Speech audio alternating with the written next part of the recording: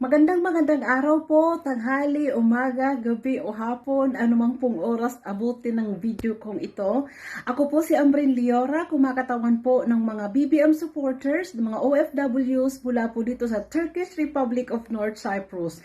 At kami po ay bumabati po ng happy second year anniversary sa BBM Warriors Milan, Italy. At muli po pagbati at congratulations po sa founder at sa chairman ng aming Kaloy, Edward Reyes po ng Milan, Italy. So, I wish and I pray na more years to come at patuloy pong lumago ang BBM Warriors Milan, Italy at patuloy po tayong sumuporta sa ating mahal na Pangulong Ferdinand Bongbong Marcos Jr. Ayan. Salamat po sa pag-request sa amin ng video na ito at maraming salamat po sa lahat ng mga members. Congratulations!